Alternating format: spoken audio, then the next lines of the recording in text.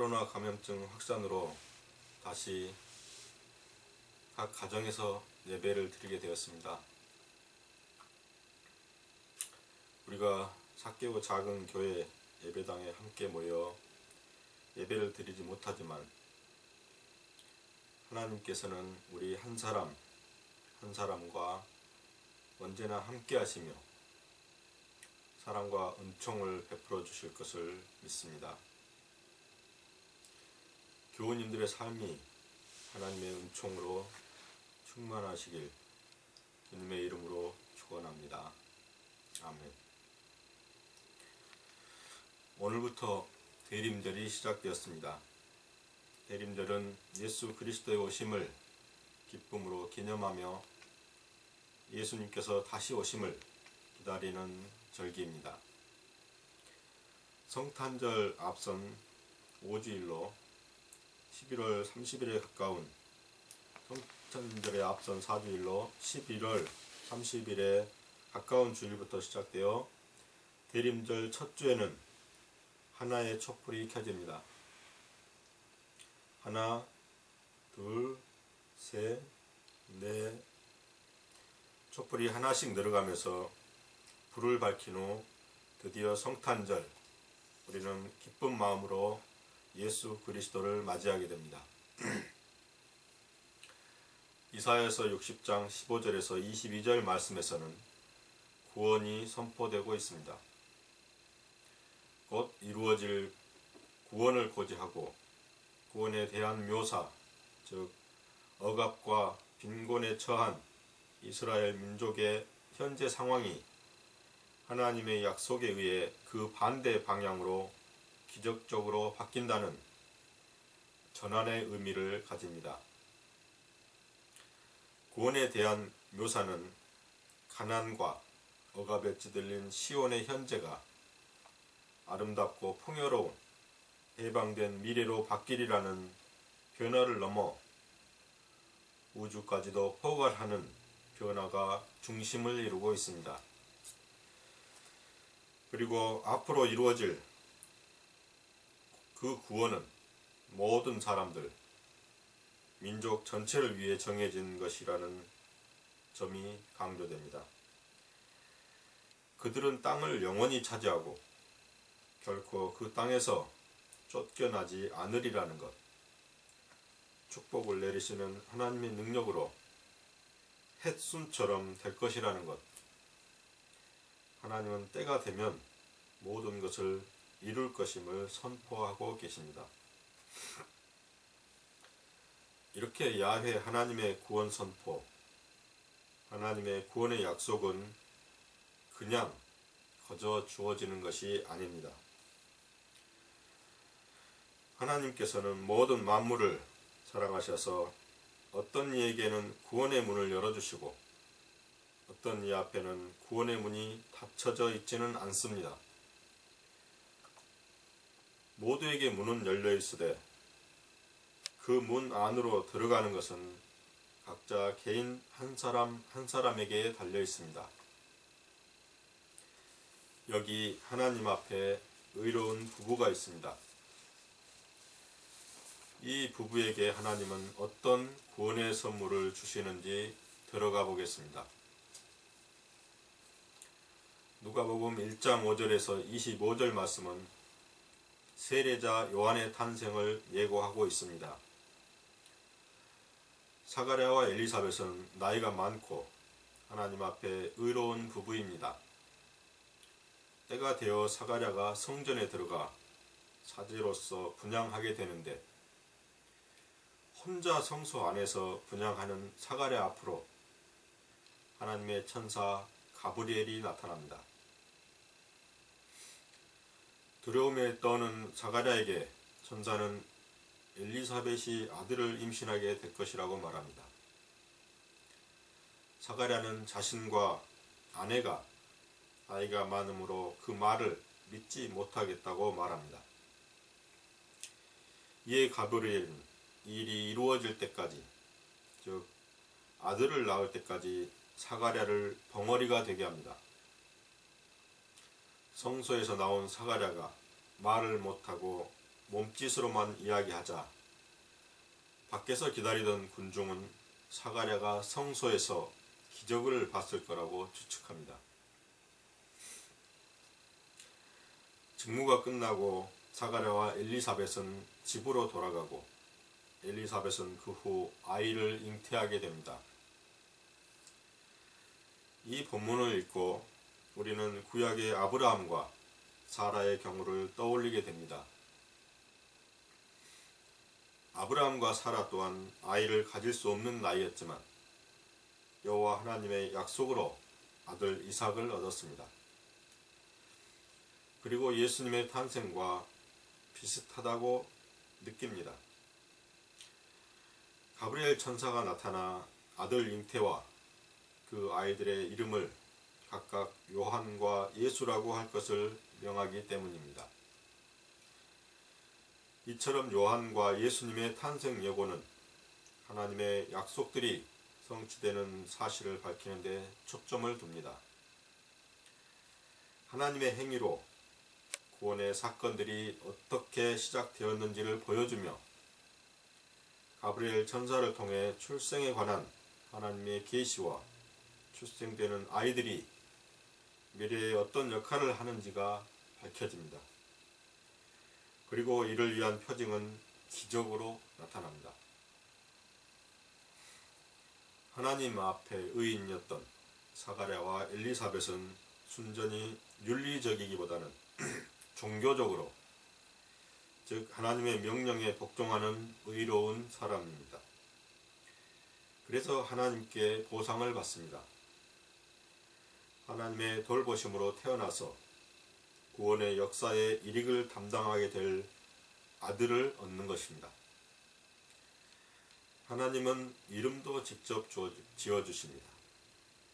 자식의 이름은 아버지나 할아버지 등이 지어주는 것이 보통입니다.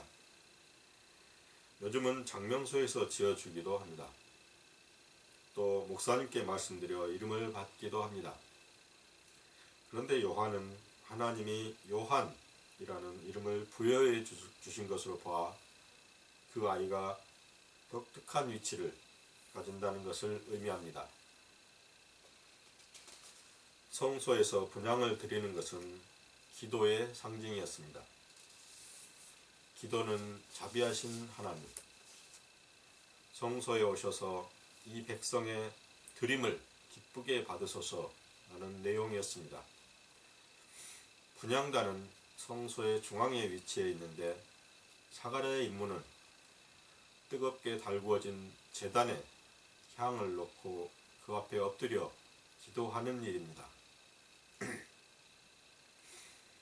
아마도 사가랴는 이때 분향단 앞에 서 있는 천사를 본 것 같습니다. 천사의 출현은 초자연적인 일입니다. 인간은 이때 두려움을 갖게 됩니다. 천사 가브리엘은 사가랴에게 엘리사벳이 아들을 잉태하게 될 것이며 이름을 요한으로 지으라 하고 요한의 과업을 말해줍니다. 요한은 예언자로서 하나님을 섬기도록 바쳐진 인물이며 성령으로 충만하게 될 사람입니다. 그는 부모와 자녀의 마음을 화해시킬 것이고 거역하는 자들을 의인의 길로 돌아서게 할 것입니다. 이 놀라운 말을 듣고 그렇지 않아도 천사의 출현으로 놀란 가슴이 아직 진정되지 않은 사가랴는 자신과 아내가 늙어서 아이를 가질 수 없는데 어찌 이 말을 믿을 수 있겠습니까? 하고 말합니다. 이로 인해 사가랴는 벙어리가 되는 벌을 받습니다. 그러나 사가랴가 벙어리가 되는 것은 사가랴의 불신앙에 대한 벌이라기보다는 물론 전혀 없는 것은 아니겠지만 앞으로 일어날 사건의 비밀이 실현될 그 시각까지 그 사건을 감추기 위한 목적이 더 농후합니다. 아이를 가지지 못하는 것은 하나의 큰 저주이며 천벌을 받는 표시이기도 했고 그와 반대로 자녀의 탄생은 하나님이 내리는 축복의 표징이었습니다. 그런데 하나님의 말씀에 복종하고 경건하게 사는 의인인 이 부부에게 늙도록까지 자식이 없었던 것은 요한의 길을 예비하시기 위한 하나님의 뜻이었음을 생각하게 됩니다. 하나님의 축복을 받지 못한 이들 부부가 하나님을 원망하지 않고 끝까지 하나님께 간구하며 하나님을 믿고 하나님을 따릅니다. 하나님은 이들에게 드디어 기어이 축복을 내려주셨습니다. 구원의 선물을 주셨습니다. 결혼한 부부에게 아이가 없다는 것은 큰 불행이었습니다. 두 사람이 살다가 하나 둘 아이가 생겨 셋이 되고 넷이 되는 신비롭고 경이로운 과정을 경험하는 것이야말로 삶의 커다란 행복이 아닐 수 없기 때문입니다. 그런 엘리사벳에게 아이의 잉태란 얼마나 큰 기쁨이었겠는지 말로 표현할 수 없는 기쁨이었을 것입니다. 이렇게 아이를 잉태한 엘리사벳은 주께서 나를 돌보시는 날에 사람들 앞에서 내 부끄러움을 없게 하시려고 이렇게 행하심이라 하고 자신의 임신을 하나님의 은총에 기인한다고 여기며 감사합니다. 하나님은 하나님을 믿는 의로운 자를 통해 기적을 통해 예수님이 오실 것임을 약속하고 계십니다. 우리가 앞서 성탄절을 기다리며 초에 불을 하나하나 붙여나가듯이 우리의 가슴에 희망의 촛불이 타오르게 하십니다. 예수님을 믿는 믿음으로 우리를 구원에 이르게 하십니다. 예수님이 화려한 백마를 타고 왕관을 쓰고 왕호를 쥐고 오지는 않지만 자신을 버림으로써 우리의 죄를 구원하신다는 것을 압니다.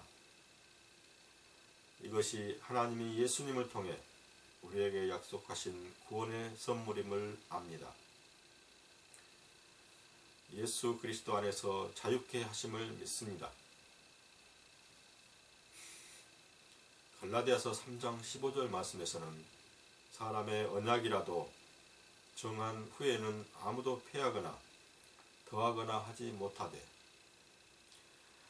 못한다고 사도 바울은 말합니다. 당신과 나 사이에 정한 약속을 지키지 않으면 양심의 거리낌을 받는 행위입니다.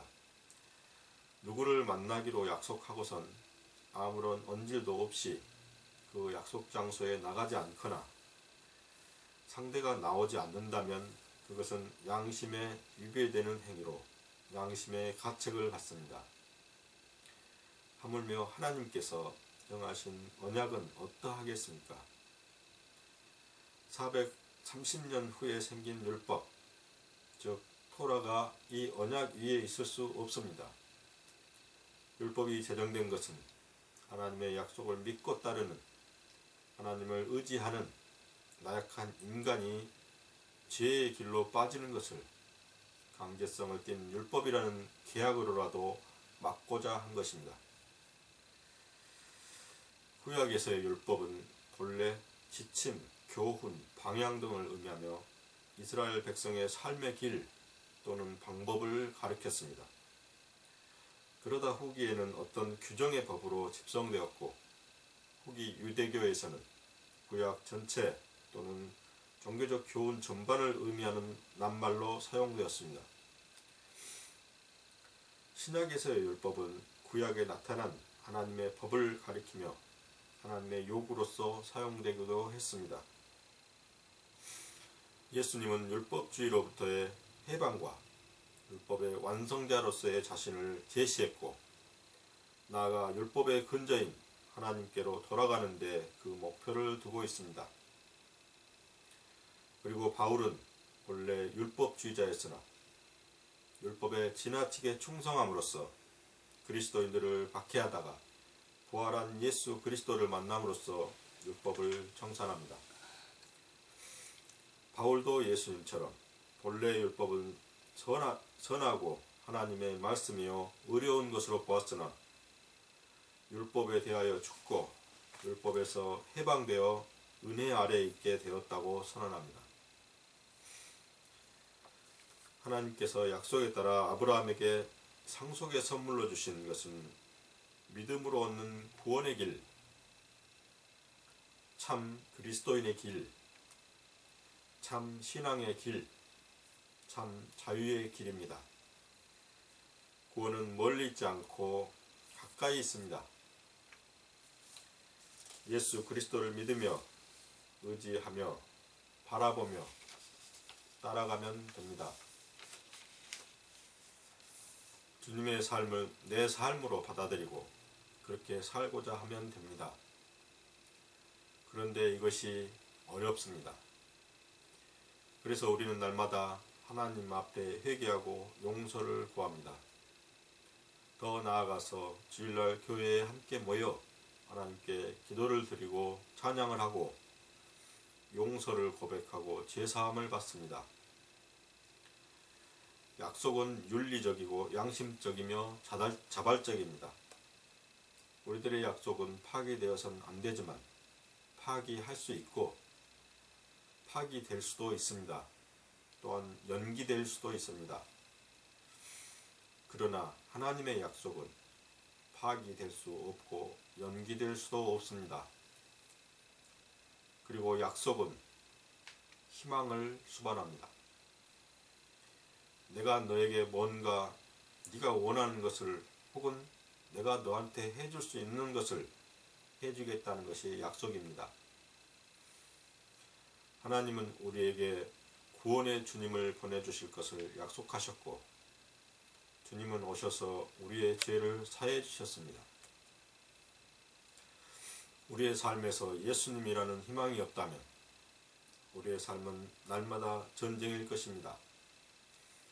전쟁 중에도 평화가 올 것임을 희망하는 것처럼 날마다 전쟁 같은 삶을 사는 우리의 삶에서 평화의 주님이 우리를 위로해 주시고 우리를 사랑하신다는 희망은 우리 삶을 지탱해 주는 마지막 보루입니다.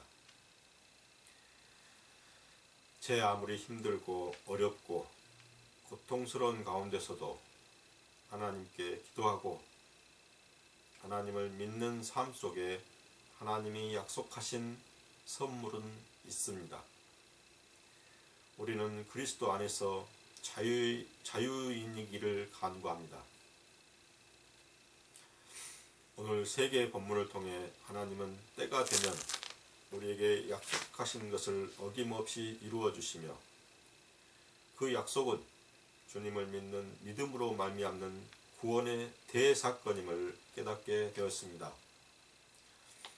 그러나 또한 하나님의 약속의 성취는 거저 주어지는 것만은 아니라는 그 사실도 알게 되었습니다. 생명이요 진리이신 하나님은 언제나 우리에게 사랑을 주시고 언제든 우리가 달려 안길 수 있는 품을 활짝 열어놓고 계시지만 그 품 안으로 달려가 진리 안에서 자유로워지는 그 일은 각자의 몫이라는 것도 알았습니다. 예수님을 통하여 은혜를 입은 우리가 예수님을 닮아 예수님처럼 제자들의 발을 씻기고 억압받고 핍박받는 사람들, 가난하고 병든 사람들, 소외되고 외로운 세상 사람들 곁에서 그들과 함께하며 서로 돕고 의지하는 삶이 되고 세상 모든 사람들을 긍휼히 여기는 마음으로 살기를 하나님은 바라십니다. 어느덧 시간이 흘러 벌써 올해의 마지막 달을 남겨놓고 있습니다.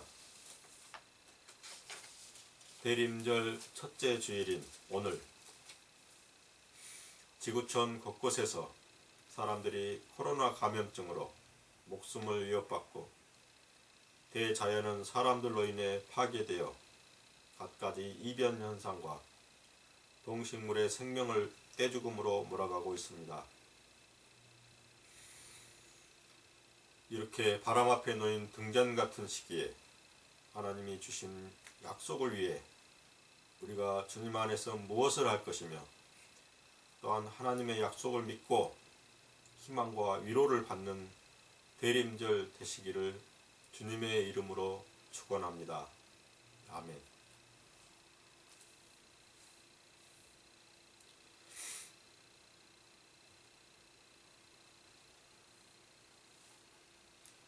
하나님, 엊그제 고 박소은 집사님의 소천 소식을 전해 들었습니다. 고 박소은 집사님과 그의 가족들을 위해 간절히 기도합니다. 우리와 함께 하나님을 믿고 의지했던 집사님이 이제 하나님 품에서 더 이상 아프지 않고 괴롭지 않고 외롭지 않게 되었습니다. 그동안 이 땅 위에서 수고로웠던 짐진 몸을 주님 품에 맡기고 평화의 안식을 얻었습니다. 그러나 집사님과 함께 세상 속에서 함께 희로애락을 나누었던 집사님을 황망히 하나님 품으로 보낸 가족들의 헤아릴 길 없는 슬픔과 아픔이 있습니다. 하나님은 이 마음을 모두 아십니다. 이분들의 마음을 따뜻하게 어루만져 주십시오.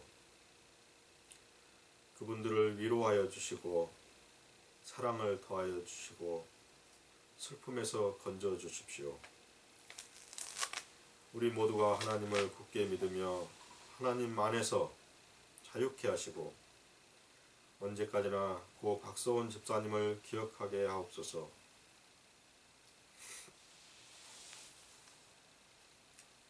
하나님, 코로나 감염증이 날로 더해져 저희의 삶을 위협하고 있습니다. 저희 인간들이 지은 죄가 무겁사오나 그러함에도 저희의 죄를 용서하여 주시고 저희에게 자비를 베풀어 주십시오. 이 전례 없는 감염증을 하루속히 잠재워 이겨낼 수 있도록 인도하여 주십시오. 하나님은 사랑이십니다. 언제나 저희에게 변함없는 사랑과 위로와 자비를 주시는 하나님. 하나님이 약속하신 구원의 문 앞에서 저희 자신을 버리고 하나님을 따라가는 삶을 살도록 허락하여 주십시오. 삭개와 작은 교회 교우님들을 위해 기도합니다. 병중에 있는 교우님들의 몸의 건강과 마음의 건강을 지켜주시고 특히 수술을 앞두고 있는 김경재 목사님의 건강을 지켜주시고 하나님의 은총 내려 주옵소서. 모든 말씀 자신을 버렸음에도 세상을 이기신 예수 그리스도 이름으로 기도합니다. 아멘.